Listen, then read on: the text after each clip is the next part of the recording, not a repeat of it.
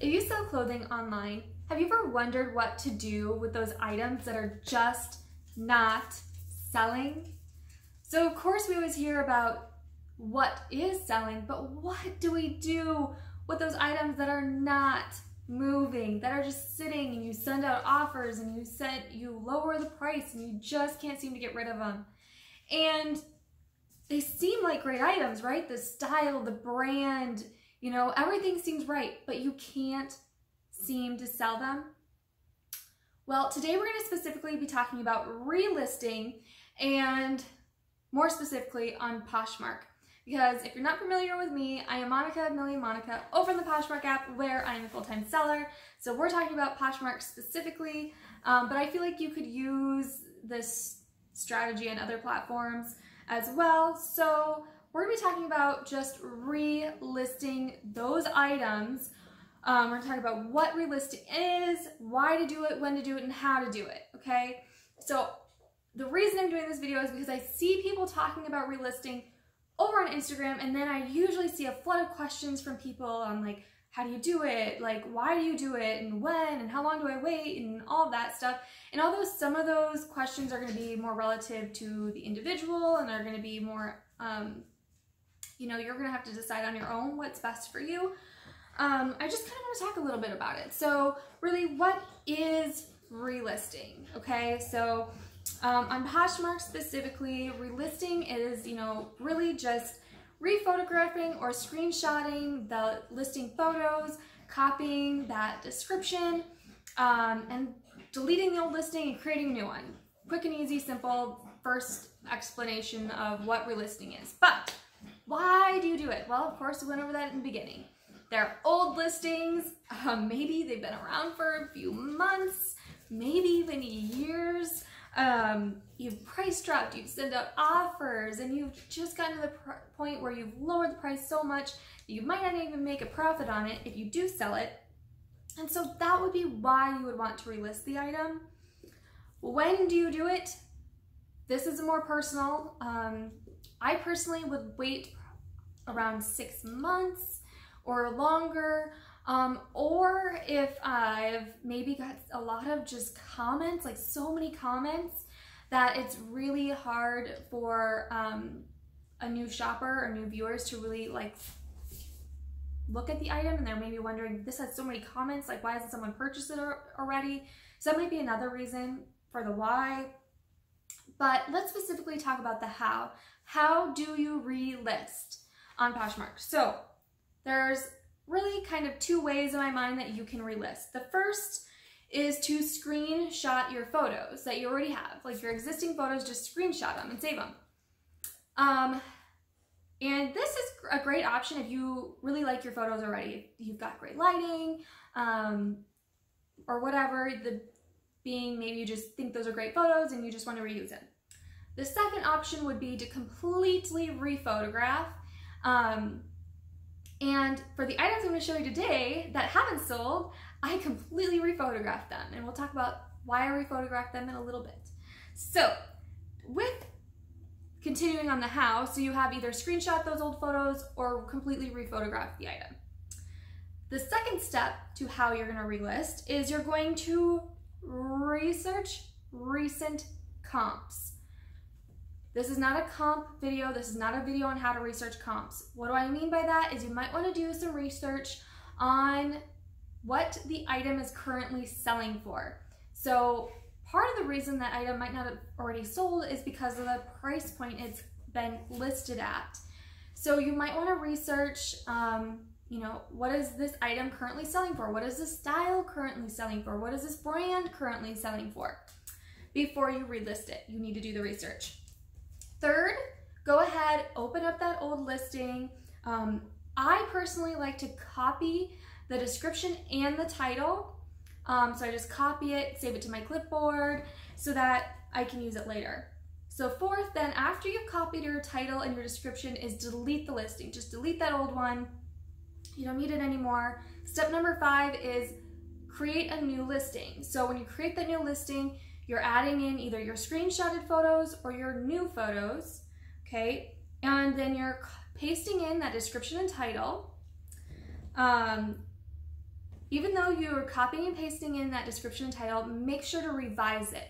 So when I am doing this, I'm looking back at my title. Did I use all the character space in the title? Did I use the best descriptive words? Then I'm looking at the complete description and I'm making sure, again, like, was there any spelling errors? Am I missing really great keywords to help sell this item? If it's polka dotted, did I mention that it's polka dotted? If it's floral print, did I say it's a floral print, etc. And then, so after you've revised your description and your title, make sure you're adding in your new price. You make sure that you're adding in, make sure that price, you know, you've done your research and you know recent comps, and then you should be good to go. So that is how you can relist on Poshmark. And now let's talk about some of the items that I am going to be relisting on Poshmark, or have already listed on Poshmark by the time you see this video. So these are items that I just don't know why they haven't sold. I mean, when you're going to see specific brands, styles, prints that should be good. I sell similar items all the time, but these items haven't sold, and there might be some really good explanation as to why. So some of the first whys are going to be, these are a lot of spring and summer items that I listed either late last summer, this fall. That's basically the time frame that I listed these items. When I listed these items, I was using either a mannequin or a hanger to showcase them, and in some cases I was using a really dingy gray background that made the photos kind of seem dark. I was also using a different phone to photograph with that did not take as clear and clean photos. So I was using my old phone before I got my new phone, and I can definitely tell the difference between the photos I took with the old phone versus the phone I currently use, which is like a Galaxy, one of the newer Galaxy phones. So I really like the photos on this new phone. Anyway, let's go ahead and look at some of these items. So I have 15 I'm going to show you. This first one is a 100% silk J. Crew floral dress. It's a size 6, which is a really beautiful print. It's kind of a shift style career wear dress with side pockets. Again, it's silk and it's just beautiful. And it had a lot of attention, it just never sold. So I did lower my current listing price. I think when I originally listed it, I had it above $50, and when I relisted it, I relisted it right under that $50 mark, because if someone is searching the $50 or under category, this will definitely pop up. So that is also a good thing to keep in mind, is like, what category will your shoppers be shopping in as far as the price range. This is another dress that I'm kind of surprised about. This was a dress that was photographed against that dingy gray background because that's what I thought was best at the time, but it just made the photo not look so great.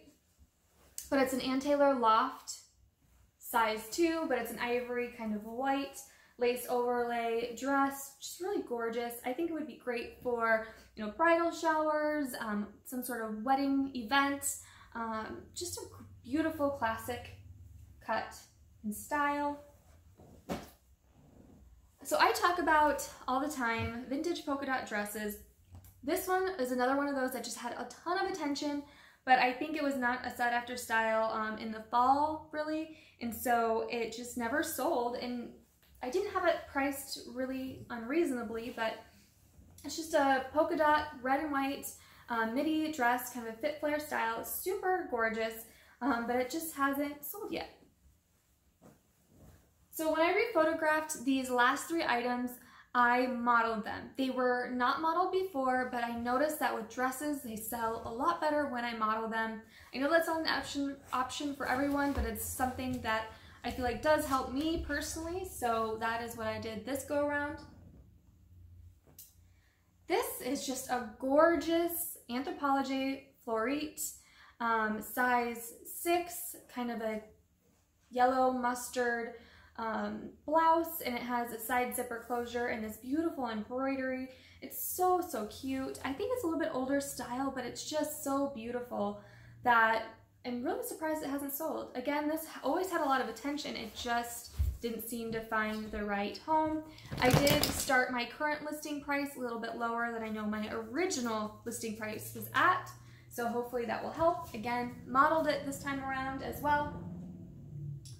Now, some of these are kind of wrinkly, but that's okay. So something I guess I did have to do, which is kind of a pain with relisting, because I store my inventory, most of it, in little baggies with inventory numbers. I actually had to pull all of these items out of my inventory, unbag them, re-steam them because they had wrinkles from being stored, and then re-photograph them. So it truly is a process, but for these items, I feel like it's worth it. And of course, that's why I'm reinvesting the time into them. So this is just a pretty basic H&M top, but the color and the ruffle detail just seem like it should be a great piece. It's in really good condition. I think it'd be a great bundle item. Pieces like this seem to be great bundles, great in bundles, so I'm hoping it sells this time. This is another one. It's not, you know, no particular great brand, skies are blue, but I really like the ruffle detail here on the sleeve. It would be a great career wear blouse for the summer. It's got the floral and kind of that blush pink, so be a great career wear piece. This isn't completely surprising to me, but this is a Talbot's, just kind of a career wear top, floral, tank. It is like 55% silk, which I thought the silk would help sell it, but it's still hanging around.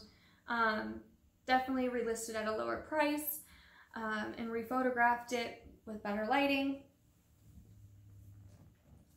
I am really surprised about this one because I sell a lot of cheetah print, and this is new with tags, cold shoulder, kind of a tunic top, and it's Chico's, so it's a brand that retails for quite a bit. It's more of a flowy tunic top, and it's just so cute. The pattern's adorable, floral and cheetah, and I really thought this would have sold quickly, but it didn't.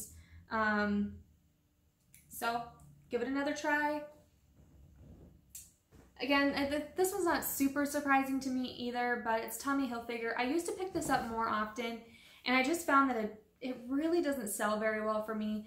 But I really like the print. I really like the design. I think it would be great for the 4th of July, a great career wear piece, you know, under a cardigan if you're working at the office or a teacher in the classroom. I just think it's a really pretty print.